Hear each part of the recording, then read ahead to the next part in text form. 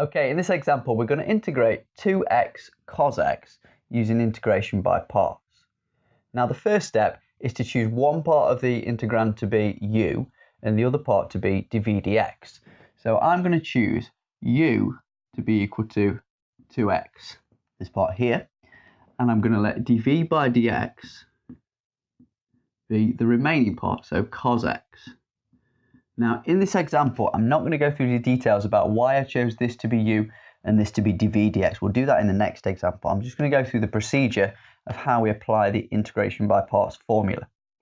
So what I'm going to do next is take my value of u and use it to find du by dx, which in this case will be 2. I'm also going to find the value of v by integrating.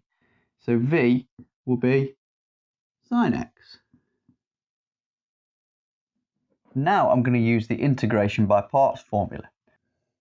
So I've got the integral of 2x cos x is going to be equal to u times v, so I don't have to integrate this bit, minus the integral of du dx times v, so 2 sine x dx.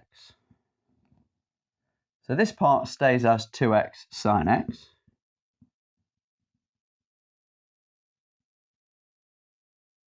And the integral of sine x is minus cos x, which is going to change the sign of this bit. So we end up with plus 2 cos x plus a constant. So just to recap the general method, we choose one part to be u, we choose the other part to be dv dx, we differentiate u, we integrate dv dx, and then we sub everything into the formula, which says we do u times v, which we've got here, we don't integrate that bit, minus the integral of v times du dx. And then we do that integral, which is hopefully a simpler integral than the one that we started with.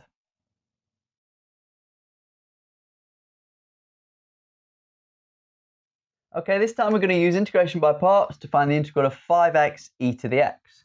So we'll set u equal to 5x, which means that dv by dx has to be the other part, which is e to the x. Differentiating u gives us du by dx equals 5, and integrating dv dx gives us v equals e to the x. Now we'll pop this into the integration by parts formula.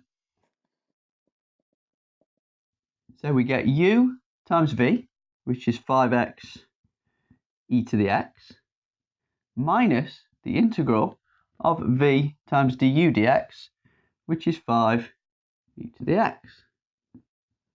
So this part stays the same as 5x e to the x. The integral of e to the x is e to the x. So here we just get minus 5 e to the x plus a constant.